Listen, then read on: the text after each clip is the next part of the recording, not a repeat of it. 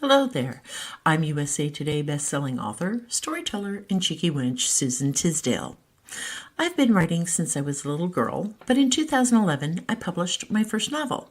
Since then, I've hit the USA Today bestsellers list 3 times, and I've sold more than 750,000 copies of my books around the world. I'd like to welcome you to the Cheeky Wench channel, where we discuss all things writing related, from writing to publishing to marketing and everything else in between. So grab.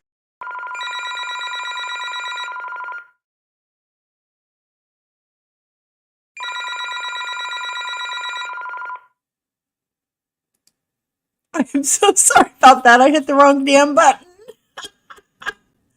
Hello, hello, hello. How is everyone tonight? Hi, Tara, Amy, Aurora, Diana, Dawn. How is everyone doing? I hope you're all doing very, very well. To the replay crew who comes in later and watches us, thank you, thank you, thank you. You are loved and adored and cherished and very, very important to what we do here. Hi, Em. I hope you're doing well, sweetie. Yes, I finally got my email fixed. I figured out what the hell was going on. Oh, I hate Microsoft Office. Oh, I do not like Outlook. I don't like Microsoft Office. You want to talk about absolutely frustrating for 3 weeks now. Anyway, I did get your email, Em, and I'm going to message you later on. So everyone, just hello, hello, hello. Don't forget to hit that like button when you come in. Like if you do, subscribe if you haven't, and make sure you hit that little bell. This is all, so you won't miss any of our lives. And what else? Share the link. We're going to go over a lot of stuff tonight that's going to be useful. And whenever you share, one of my lives, an angel gets his wings. No, it actually helps us reach more people who might need our help. So you can share on any social media. I don't care. TikTok, X, Instagram, Facebook, wherever. It doesn't matter to me. But if you could share those, that would be really, really helpful. Show of hands, who had a great week so far? Who has had a really good week so far? Show of hands. Hi, Michaela. Show of hands. Ta-da! I've had a really good week. Your fearless leader. I had to call my doctor's nurse, and I actually spoke to her today, and I had to explain to her, dear, you literally, quite literally, the doctor has to draw me a map. When I was in a week ago, last Monday, I was in so much pain. I was in tears, right? I just could not think straight. And for some odd reason, Kevin decided not to go in with me that time. That was mistake number one. And so I'm just listening to the doctor, and all I want is for the pain to stop. And I'm just crying, and I'm like, I have got to get my life back. I can't live like this. So he says, let's try you on some prednisone. I'm like, whatever. So nothing else. Just we're going to give you some prednisone. So foolish me thought I had to quit taking my Celebrex and just start taking the prednisone. It worked for a couple days, and then boom, I'm like, I can't do this anymore. So he has prescribed a new medicine, defloxacin or something like that. I don't know. And I have to take it, both medicines, the prednisone and the, what's it called? Difloxacin or diflexin or, hell, I don't know. Diclofenac. See, I can't, whatever. Hi, Edna. Or Editha. Hi, Editha. Hi, Shannon. Just hello, everybody. So anyway, it's amazing how good a person will feel when they take their medicine the way they're supposed to, right? So I had to call, and I talked to my nurse, and she's like, she was just laughing. I said, no, I'm serious. If my husband's not with me and I hurt, tell the doctor to speak to me like I'm 5, and if he has to draw me a map, use crayons. Okay? I can talk about creative stuff. I can talk about anything under the sun. But if I'm in pain, it's just not going to happen. It's just not going to happen. Yes, I have a lot of energy right now, Diana. It is just, and so, yeah, I don't really need my Adderall or Vyvanse right now, but everything's going really well. So that's just my personal update, my personal update. Show of hands. Oh, Michaela, 6,000 words down and one book read. Awesome sauce. Good for you. Who else got to write this week? Show of hands, please. Who got to write this week more than 5 words? I don't care. Yeah, whoever got to write this week, this is for you.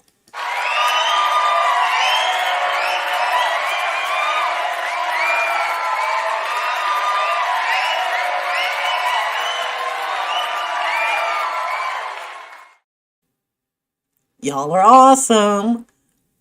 I've been writing again. I know. It's amazing how much you can get done when you don't hurt. So I've actually been writing, and I am so excited about that. Hi, MT Decker. Yes, very excited. It's going quite well. I'm super excited. And yeah, so I'm still knitting at night because I can only write for so long during the day, and then my mind starts to turn to a puddle of mush. So Amy asks, ooh, I got to put my readers on. Do any of you read Frida McFadden? I do not. Who is she? Yeah, I need not to have pain. I need not to have pain. No writing due to appointments, stress, anxiety, but no appointments enough. So good. Good for you, Aurora. Good for you, Aurora. I have not read The Teacher yet. I have not. I will add that to my TBR list. That is currently about 17 and a half miles long. So I'm going to assume, Amy Finley, that you like Frida McFadden and that it's a good book.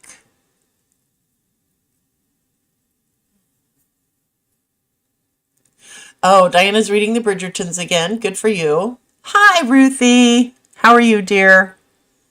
So good to see everyone here tonight. It really is. So tonight, we are going to talk about covers, psychological thrillers. Ooh, Amy. See, it depends on what kind of psychological thriller it is. Now, I have nothing against Stephen King or Dean Koontz. Okay? Phenomenal authors. I read Cujo. That one was, and then what was the other one Stephen King did about Dolores, whatever? Dolores Claiborne. Read that. Great books. I cannot read the scary books. I just can't.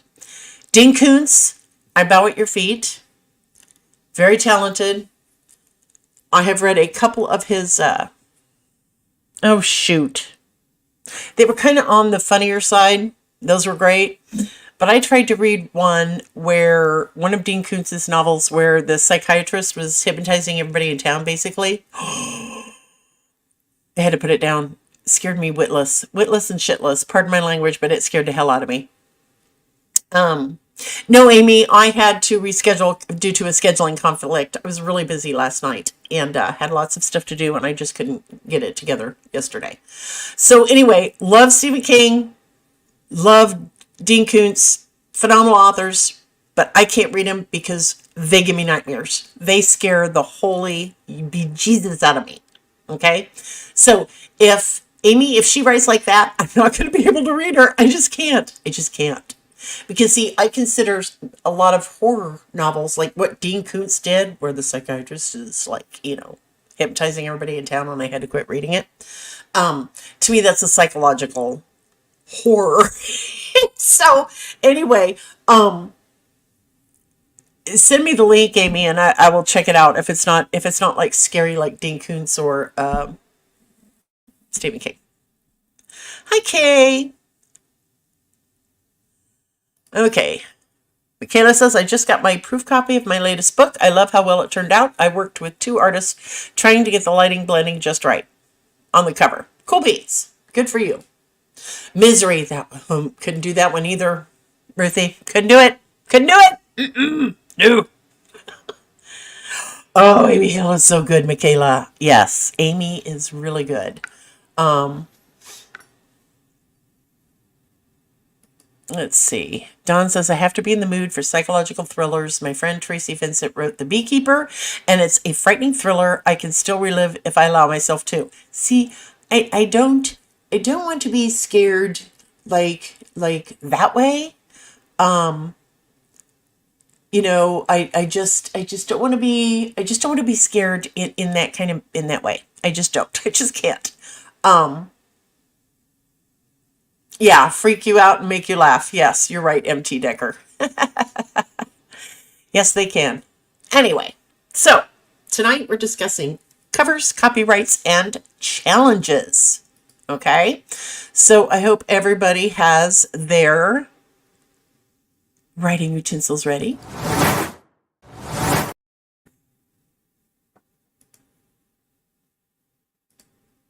Okay, first subject tonight.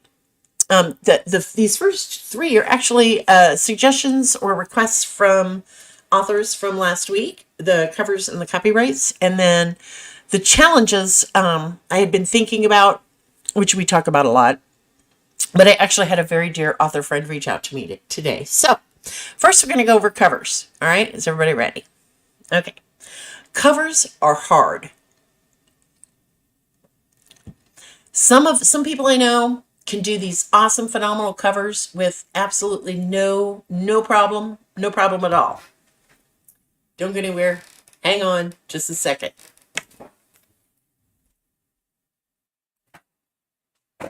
Okay. Ugh. Sorry about that. Okay. Many authors are very, very talented. They can do these phenomenal covers. They understand light and blending and techniques and fonts, etc., etc., etc. I am not one of those people. So, if you can't, okay, here's proof that I am not one of those people. This is the first cover I ever did, the first book to the first cover. I had no idea. I didn't even think about covers when I was reading Layden's Daughter, right? Didn't even think about it when I was writing it until I went to publish it, and Amazon said, you need a cover. And I'm like, oh, well, how do I do that? Well, this right here, as you can see, can you see this? I used to do colored pencil portraits of people, photorealism. And this is this is my daughter, Emily. Okay. And that is in colored pencil. And it's from a photo she took. Okay. That I could do. I could draw a portrait. I could draw a portrait, colored pencil, charcoal, whatever. That is not a problem. Okay. But as far as putting a book cover together, keep in mind this was 2011. Okay. Can't do it. Don't want to do it. I have no desire to do it. It's not my specialty. It's not my forte. It's not one of the spiritual gifts that God has blessed me with, right? So, but there are other people who are very, very good at it. And to you, I applaud you and I kudos to you. I think that's amazing. You want, hang on, don't go anywhere. I forgot the other one. Hang on. I'm still here, but I don't want you to see my big fat butt walking all over. Let's see. That was the second one. Okay. I can't find it. Are you prepared, Susan? Well, of course I'm prepared because I am a professional. Why do I have a copy of Blade? Okay, never mind. Sorry about that. So, yes, I'm your fearless leader. So over the years, the covers to Layden's Daughter, Finley's Last Wee Williams Woman, they have been revamped and redone. And they are, all of my covers now are absolutely spectacular. Where to go? Hang on. Where'd it go? Where'd it go? I'm missing it. I'm missing it. Oh, there it is.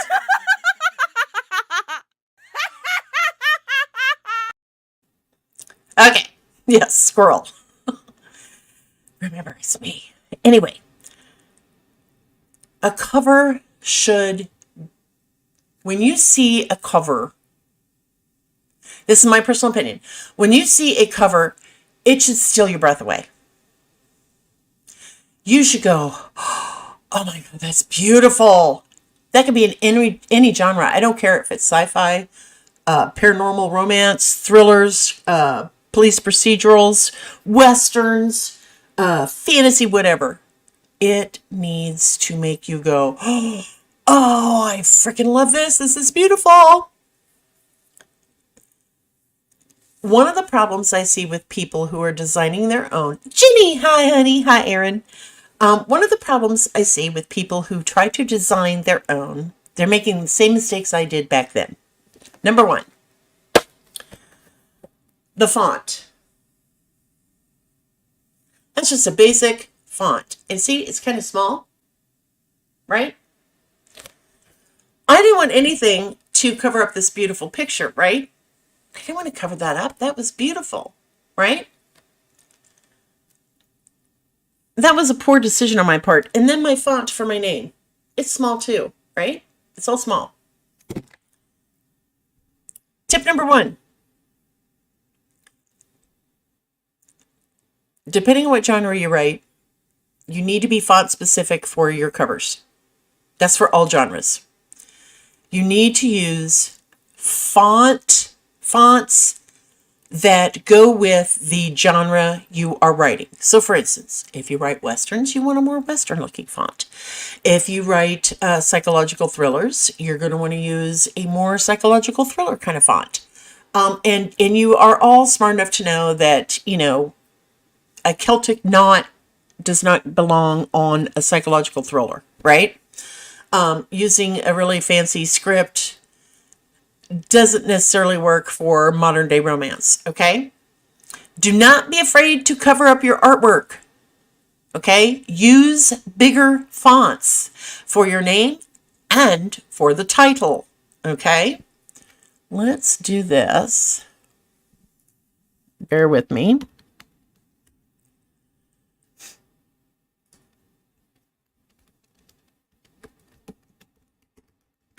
Okay. We're going to share the screen. I really need my readers on, so sorry.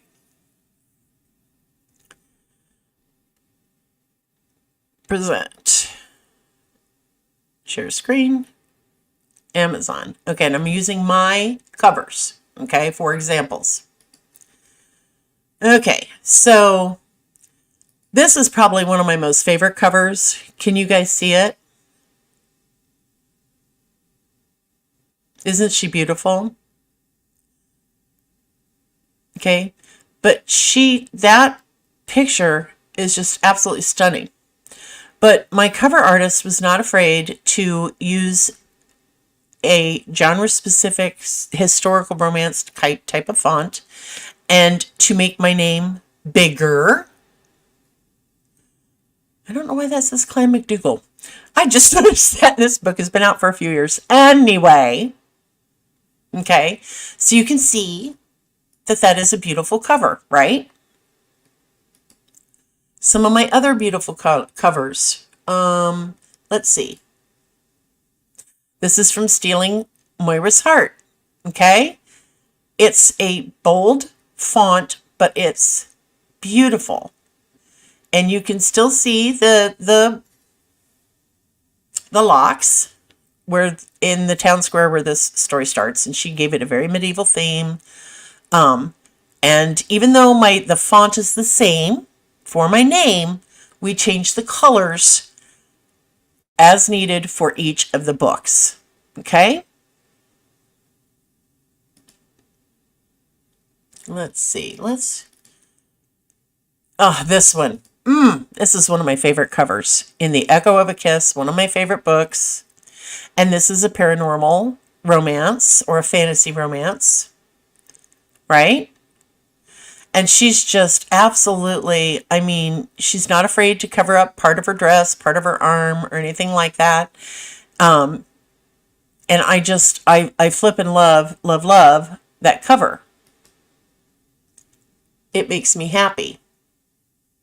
Okay, there are several databases, Ashley Doris, and that's one of the problems some people run into is they don't know where to get their stock footage from. And there are several places. And when you have to, yes, probably a stock image, but she worked her magic on it and changed it and put several images together, whatever. It is an art form, okay? An absolute art form. One of the ways people get into trouble, especially newer authors, is that they just go screen grab images off the internet, and you can't do that. Okay, there are legitimate stock image websites where you can purchase, and yes, you have to purchase the stock image, okay, so that you have copyrights to that image, okay.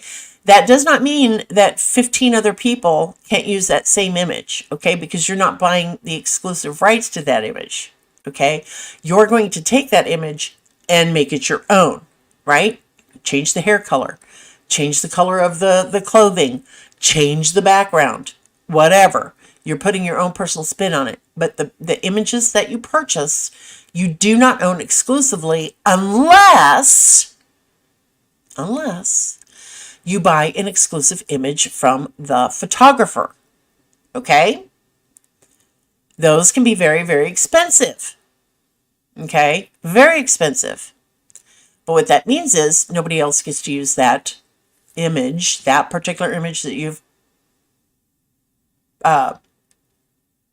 Pierre Tremblay Biden. What? We're being rated and I don't know by whom. Crazy Cat, Pierre Tremblay, Kevin Ott. Oh, Bacon! Hi guys! It said somebody wrote Biden and I'm like, this is a non-political site, people. We don't talk politics here. Oh, I love Biggin. I do. He is a sweetheart. If you don't follow Biggin, you need to. He's just absolutely, absolutely amazing. I like to watch him because he covers trials. He covers all sorts of crime stuff, and he's one of my favorite people. So, you all are so sweet. I hope Biggin's here. You're just awesome. I'm sorry. This just made my whole day. We're not talking crime yet. We're talking author stuff. But towards the end of the show, we are going to talk about crime. But first, we're getting the author stuff out of the way. And right now, we're talking about covers. So, as for the images, you need to purchase them. Don't just go, go to the, go to Google and then screen grab something. You cannot do that. You cannot put Taylor Swift on your covers. You cannot. Biggin, hi, honey. We're talking books and authors and writing and covers and stuff. Okay. Canva is a great place to make your own covers. Yes, Aurora Rose, I love Canva. Okay? Love Canva. You can make some really good books there. They're really good covers. Anyway, I'm sorry. Biggin, he just threw me for a loop. I wasn't expecting this. I just love you guys. I do. So, back to cover art. Covers. Don't be afraid to make your font bigger so that people can read it. Okay? They got to know what the title is.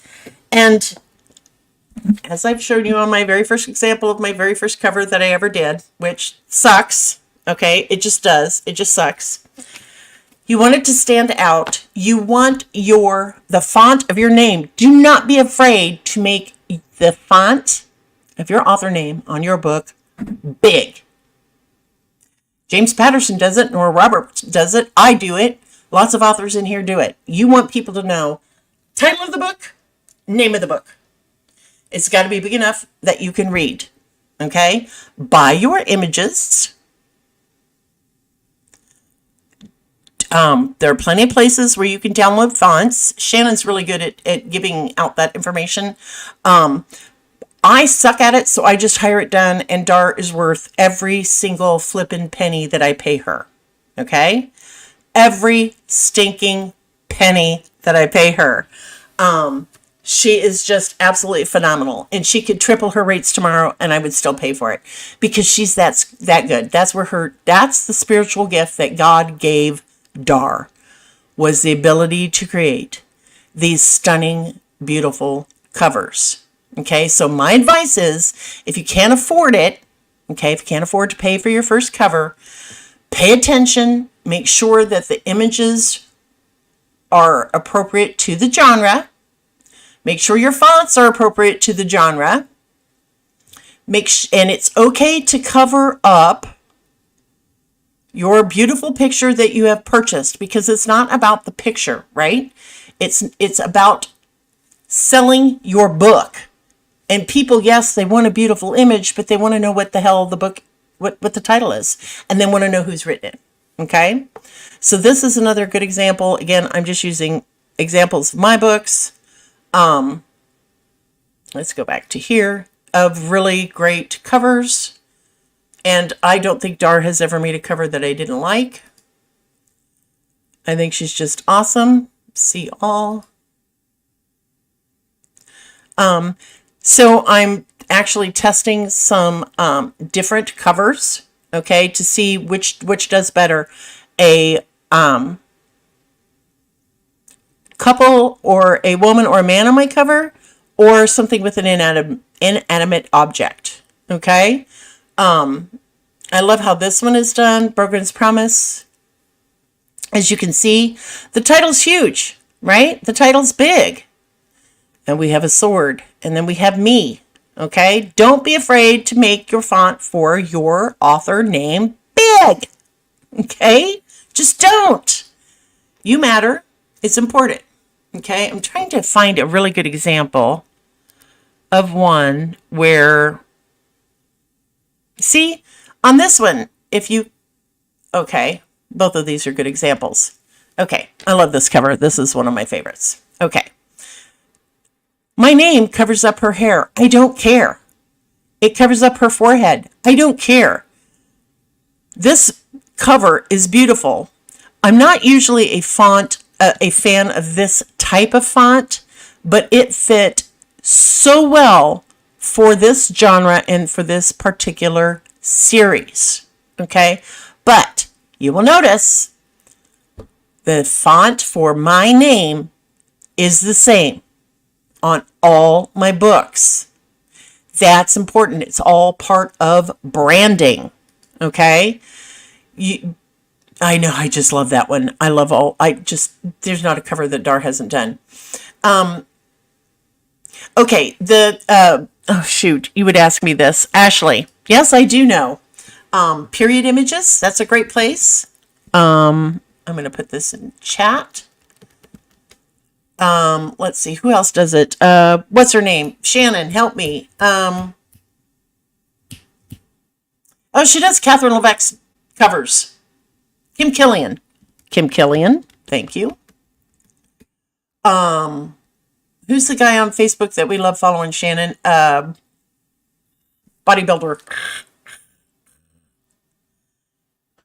What's his name? I just talked to him on the phone a couple weeks ago. I can't remember. Anyway, you can just go to Google. Yeah, Golden. Thank you, Golden Zermatt. Thank you. Golden is another one. But you can go to Google and just type in, where can I buy stock images for books? Okay? It is that simple, people. But these are the three that I recommend.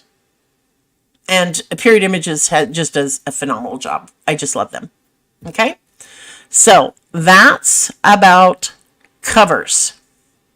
Covers are important.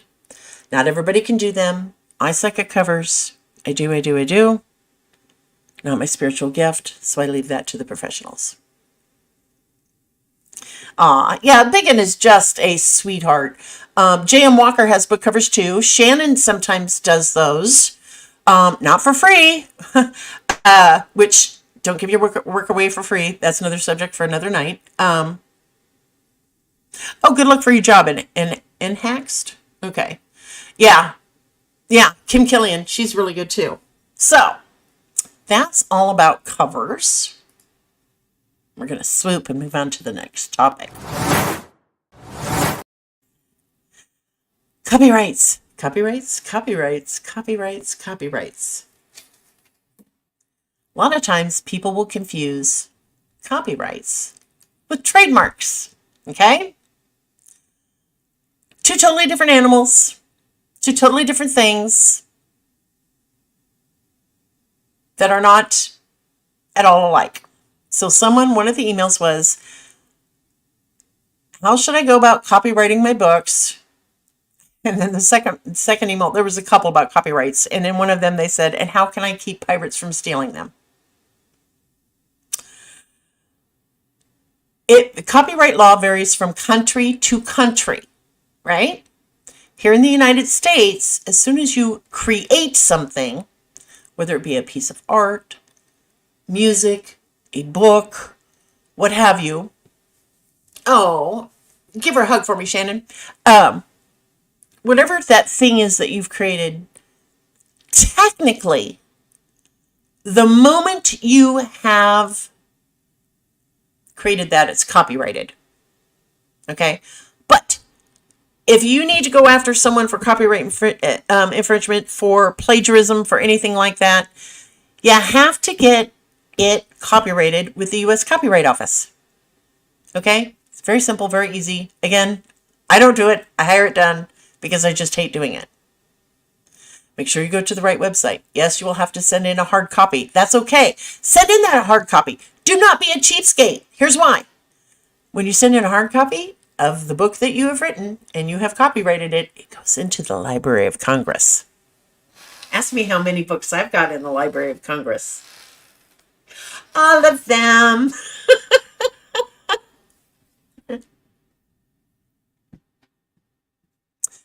Get them copyrighted because that is your legal ground to stand on, right? If you have written a book, oh, Erin, my God, I love you. If you write your book but don't send in the appropriate documentation to the U.S. Copyright Office and someone plagiarizes, say, half of your book, it's going to be harder than hell to take them to court. If they pirate your book, it's harder than hell to take them to court. So your copyright is basically your legal way of keeping your rights to your work safe. Does that make sense? Show of hands if this is making sense. That's okay, Crazy Cat. You don't need that.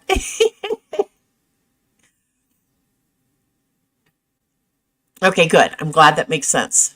So it doesn't matter. The moment that book is done, go to the U.S. Copyright Office. There's a website. Don't ask me what it is because, again, I hire it done. And get your books copyrighted, and then you have a legal leg to stand on. Okay? Don't be foolish with your copyrights. Yay! I'm glad this is making sense. The difference, okay. Trademarks, totally different animal. Totally different subject for another night where we have 4 hours. But show of hands, who remembers? Cockygate. Hashtag Cockygate. Who remembers Cockygate? I do. That was a trademark. That was a fiasco. That was just an absolute friggin' nightmare. Cockygate. Yep. Hashtag Cockygate.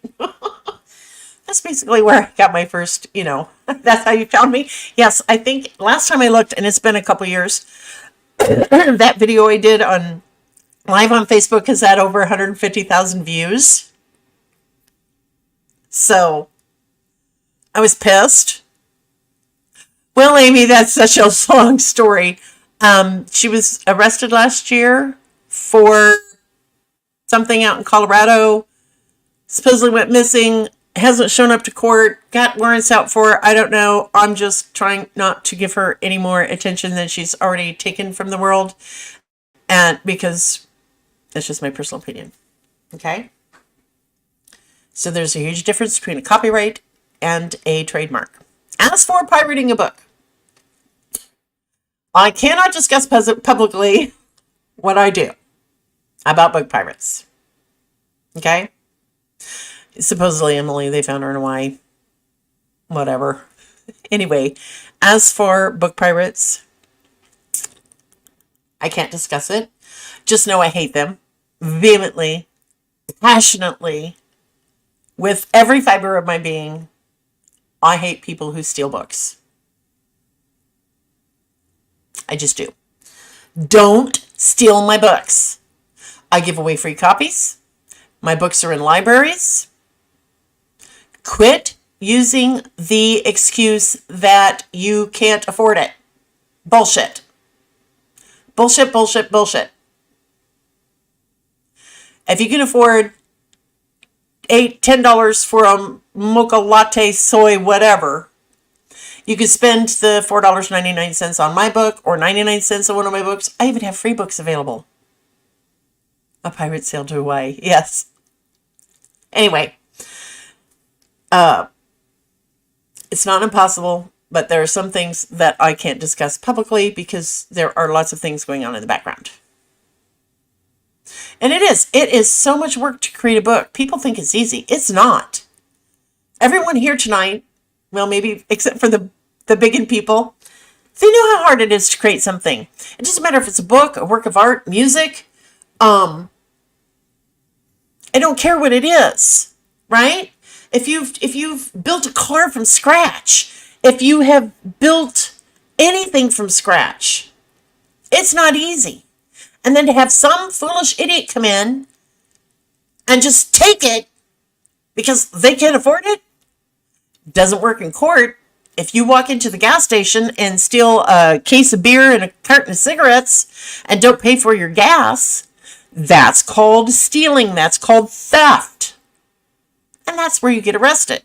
But somehow people think that these creative things that we all design, like books, music, songs, artwork, clothing, whatever, they think it's okay to steal.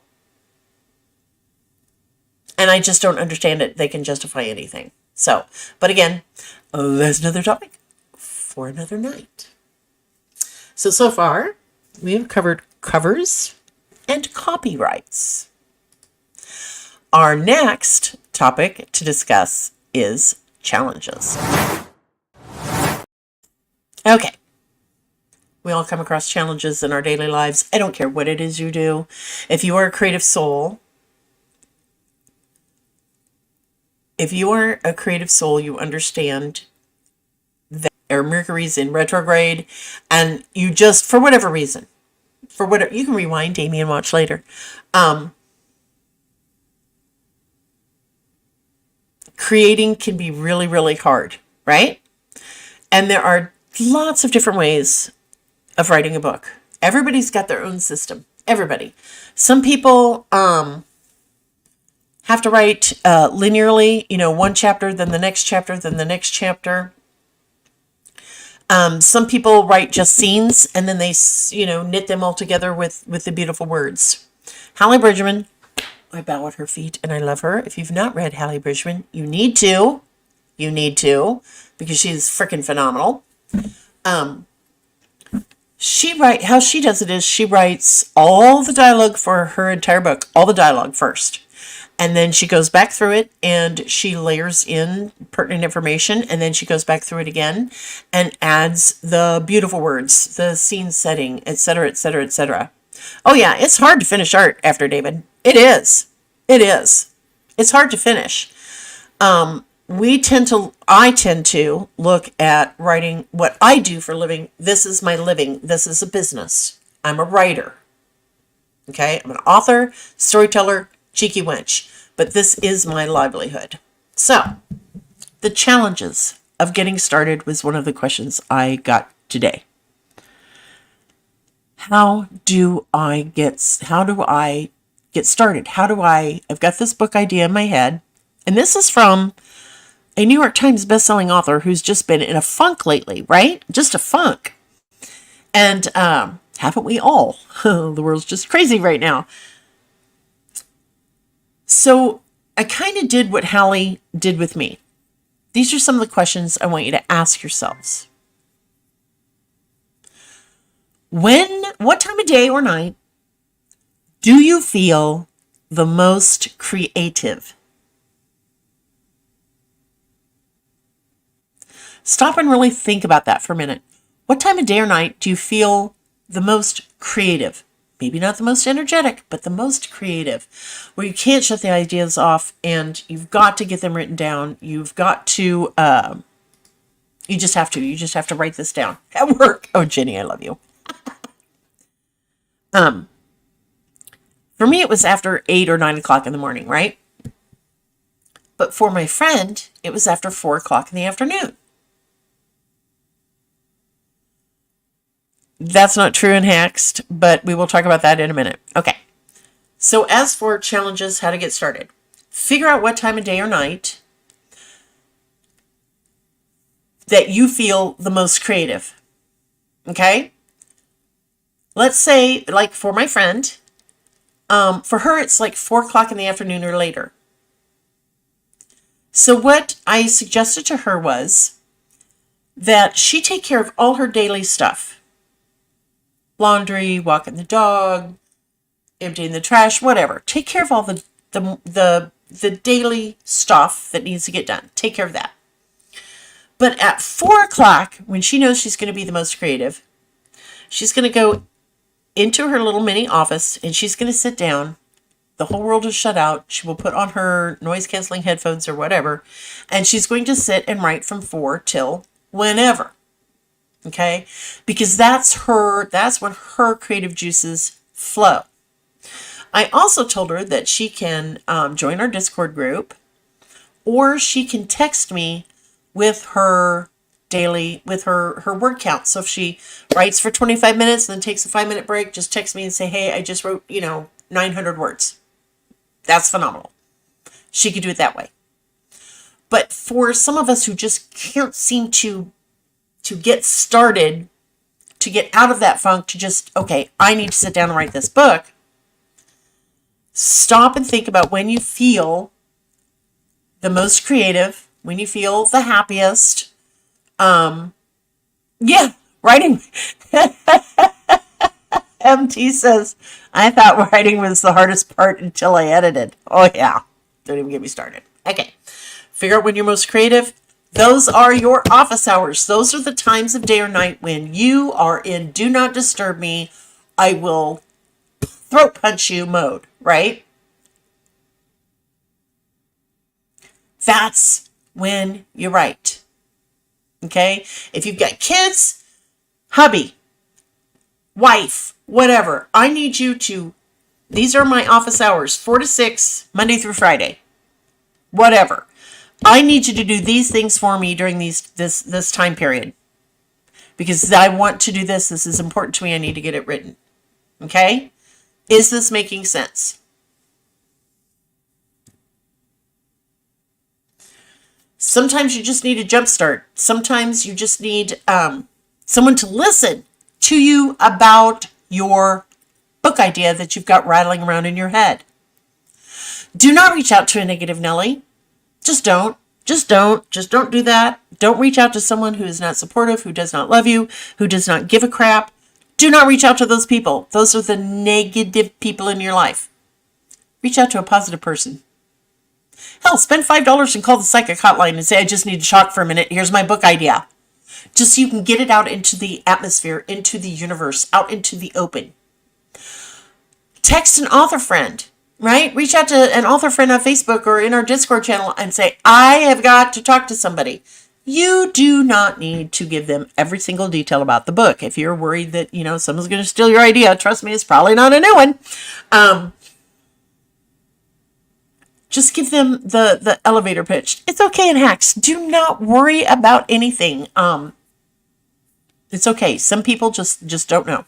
Anyway, you're welcome here anyway. This is a safe place. We talk about all sorts of things. Find a friend somewhere, a very positive, loving, encouraging individual, and say, this is the idea. I want to write this book about, okay? About, let's see. I don't know. Sailor out on the sea and he gets abducted by aliens, okay? Just share that with them. Get it out of your mind and out into the universe And that's going to excite you into actually writing the book. That's funny, MT. That's funny.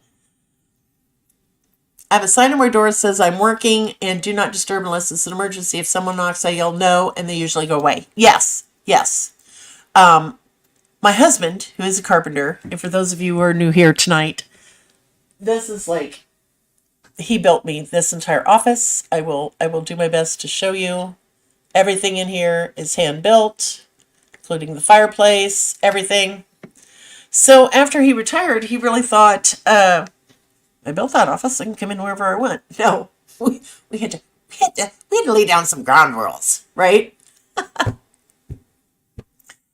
But I do have the door shut, and he knows when I have that door shut, I am writing, and I cannot be disturbed. If it's really important, knock. But it, by God, better be important. And there's like a couple things you can disturb me writing for. One is food. One is I just hit $100 million on the lottery. Number 3 is sex. If you are not interrupting me for those three things, then you just go away.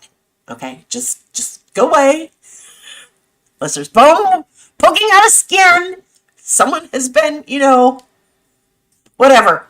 So, those are our rules. We had to lay those down a long time ago. Yeah, I wanted, when he first built this, I wanted a red light over the door like a photographer has. So when that light's on, it means do not open the door. Yeah, he wouldn't put that in for me.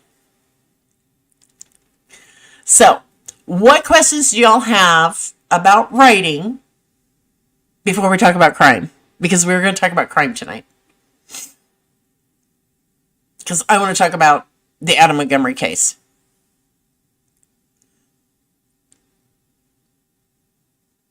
It takes a moment. I look like I freeze and stuff, but I'm not really frozen. I'm just waiting for comments because they take a while here on StreamYard. Do not ask me why, but they do.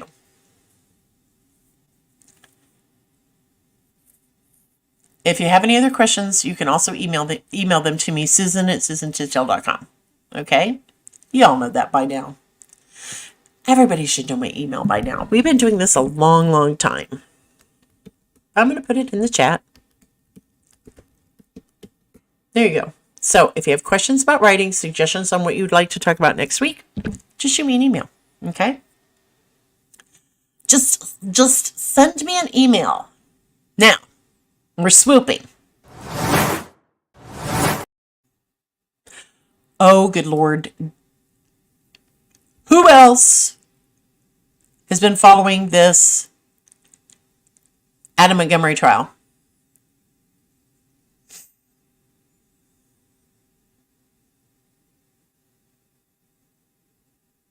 That's cool, David. Yeah, I'm agreeing with that. Amy,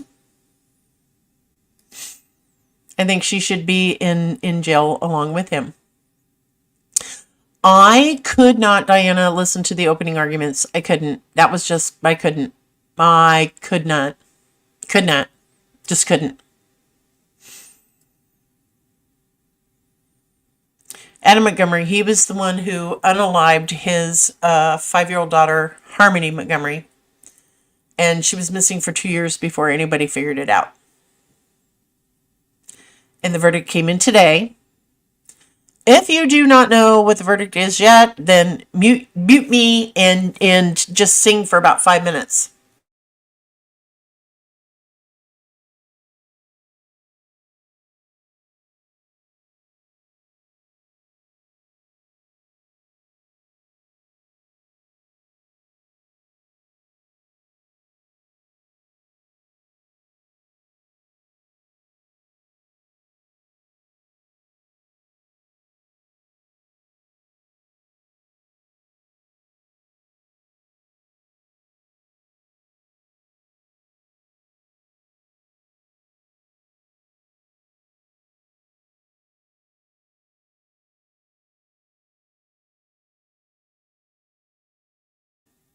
Okay, are we here? I don't know what happened.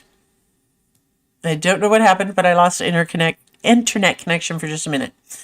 Um, it was less than 24 hours. They went out yesterday afternoon, and this was late this morning because they're in a different time zone. Um, Late this morning, they had their verdict back, and he was guilty on all counts. And I was glad. I was very glad. And again, this is safe space. Everybody's entitled to their own opinion. But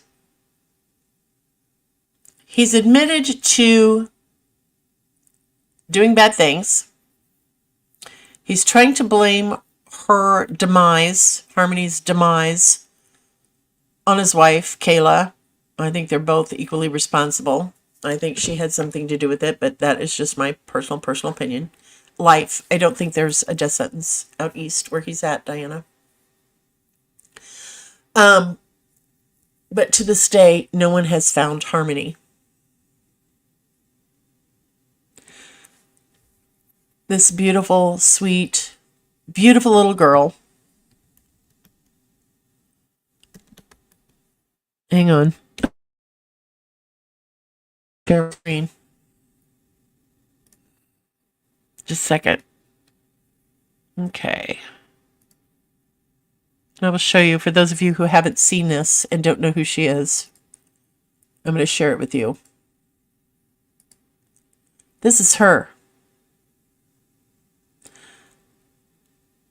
Look at that beautiful, sweet little face.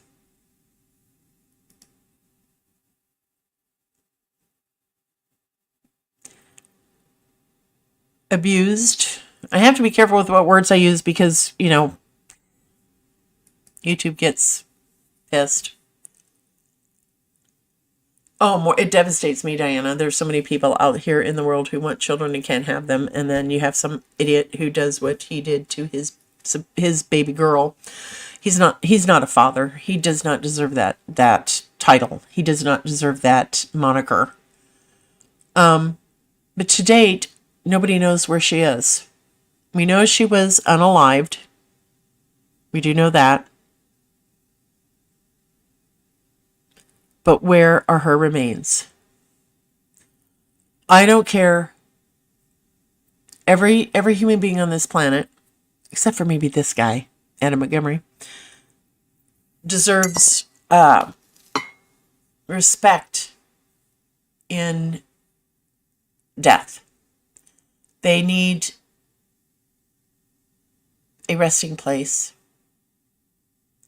where those who did love her can come and feel some semblance of being closer to her.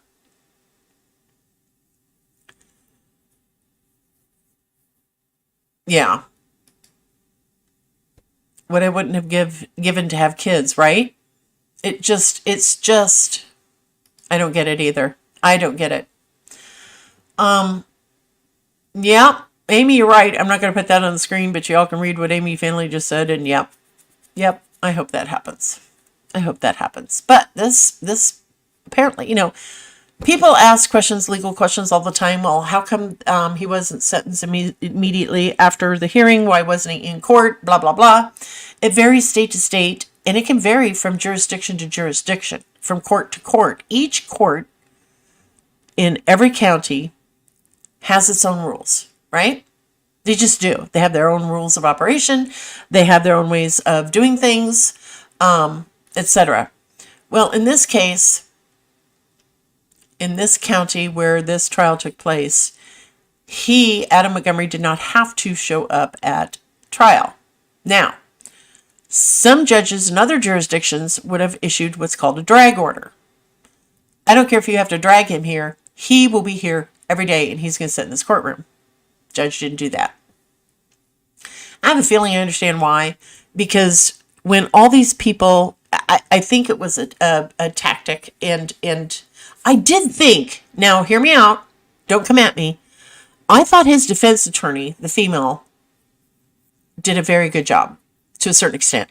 She was just doing her job. We have to remember that. Everybody is entitled to fair legal representation. But there were times when I thought, oh, she's spot on. And then there are other times that I'm like, excuse me? No, I'm going to have to politely disagree with that. Yeah, I was talking to my screen a lot. But anyway, I think it was a legal tactic whereby when everybody else is up on the stand giving their testimonies, that's the only person that the jury had to focus on was that witness. They didn't get a chance to look at the table to see how he might have been responding to some of the testimony, right? So it was a legal tactic. In this circumstance, I can see why she did it. His counsel, and it made sense to me, and I get it. I understand it. But then there's another, coming from a former paralegal standpoint, there was a part of me that thought he needs to have his ass tied to the chair and be there every single day. So that, not so that he can face his accusers, but so that his accusers can look him in the eye. Now, whether or not he's going to be there, does anybody know if they set a date for sentencing? I hope so, Betty McCauley. I really do. You didn't have to be there, Amy. Yeah, exactly, Amy. I understand. But anyway, I think that I hope he's there for his sentencing. I don't know if he's required to be there for sentencing. I don't know when the sentencing is. It was said that he didn't want to be strip searched. It's all, anything that comes out of his mouth is a lie. You want to know how Adam Montgomery's lying? His mouth is open and he's talking. That's just personally how I feel. This is just YouTube. Don't be mad at me. But this is just my personal opinion that I'm allowed to voice. So, after April 1st, okay, thank you, Betty. I might live stream that if anybody's interested. If you are, just subscribe and I will try to live stream that, his sentencing hearing. I've not done that before. I would love to live stream trials. But unfortunately, I can't do it every day because, I got books to write. And I'm more creative first thing in the morning. So it's not always conducive. And besides, there's lots of other people out there who do a hell of a lot better job than I do. But I would like to give that a shot sometime. I tell you, the one I'm really looking forward to is the Delphi murder case. And we're not going to discuss that any further.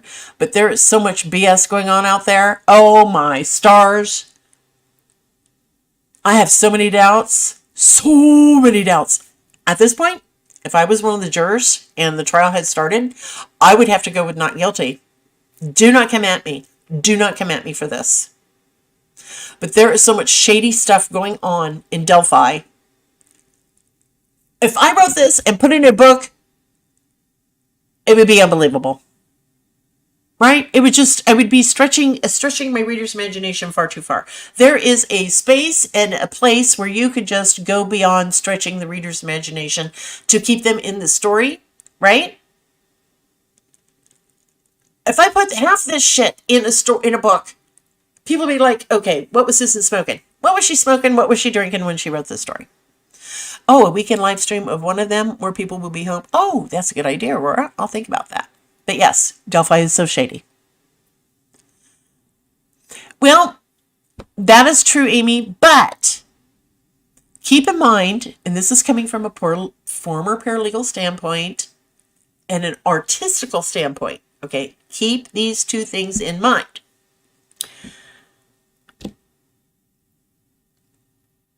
You had two different people not only giving the description to the sketch artist, but as my understanding, we also had two different sketch artists. Do I think this incident took place with just one person, one bad actor? No, I think there were multiple people involved, at least two. Okay, again, just my personal opinion. I'm not sure. I don't know what all the evidence is. None of us do. We have to wait for court. But this prosecution and this judge, Whoo, baby. Mama wants to just go in and, kind of bitch slap some people, but hopefully YouTube didn't hear me say that. They do look very different from different. They were taken, the witnesses who are giving the information weren't necessarily standing side by side, right? One could have been from 500 yards away and just caught a glimpse. Another one could have been, 50 yards away and had 5 seconds, full seconds to look at him, right? What you see from your angle is not going to be the same thing I see from my angle. Does that make sense? Right? Everybody's going to see things from their own perspective. We've all seen, well, maybe we haven't, but I know I've seen, where they do they have test subjects and they send someone in to like rob a gas station, but they're not really being robbed, right? It's all part of it. And there will be 5 or 6 witnesses in there, and all 5 or 6 witnesses each saw and heard something different, right? It's just, hi, Drunken Smurf, how are you, honey? That's just how it is. Everybody's got their own perspective, the way they see things. Everybody absorbs things differently. One person could, have really paid close attention to what he was wearing or she was wearing. Another person could have been paying really, really, really close attention to the hair or the face. Was it a big nose, little nose? Some people might have been too frightened. Eyewitnesses are not infallible. Exactly. Someone else could have seen, just heard what was said. Other people might have been just too terrified and they just closed down or they hid themselves. Yeah. Everybody's going to focus on something different, right? Yeah, Tara says she just watched a documentary on this, and they pointed out that depending on who gave the description, a young person may think the person looks older, and an older person may think the person looks younger. Exactly. Because, I know this is to be true, because the older I get, the younger everybody else looks. Right? I swear, I got doctors and nurses who I could be their mother. Right? Yes, it's all in your perspective. So, that is the one I'm really looking forward to watching. Eyewitnesses are the least reliable evidence. Everybody remembers differently. Everybody's story changes and everybody lies. Well, to a certain extent, I do agree with that, Drunken Smurf.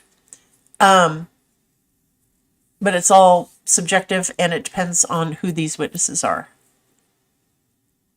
Yeah, shoes, really important. Shoes can be very, very important. And I know that sounds silly. What kind of shoes did he have on?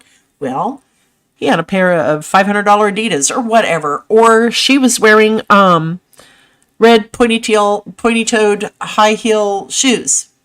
Yes. Down the hill was weird. Down the hill, girls.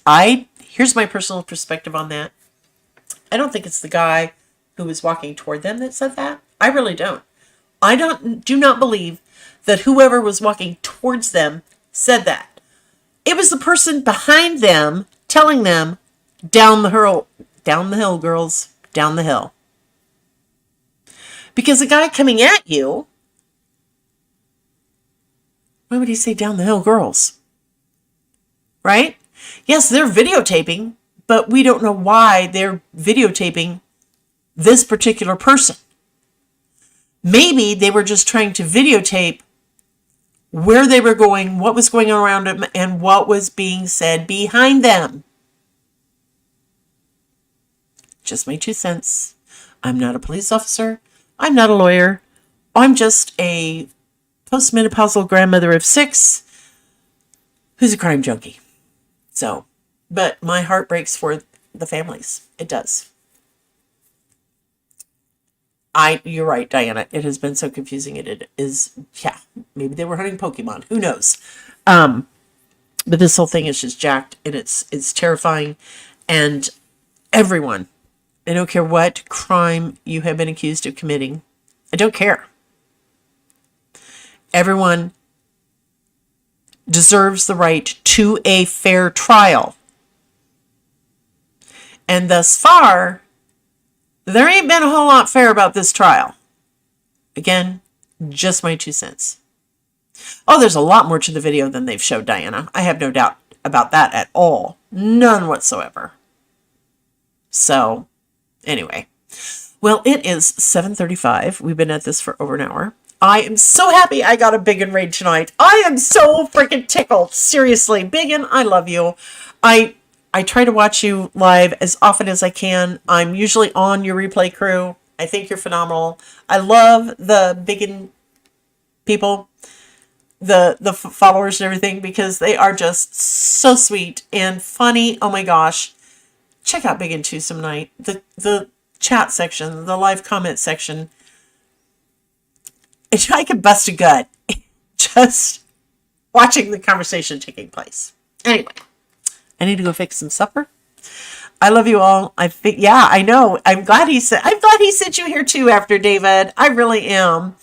And in Hacks, I'm just so glad and so honored. I feel so honored that Biggin rated me. I'm going to write this date down. I'm rated by a Biggin too. I got rated by Biggin.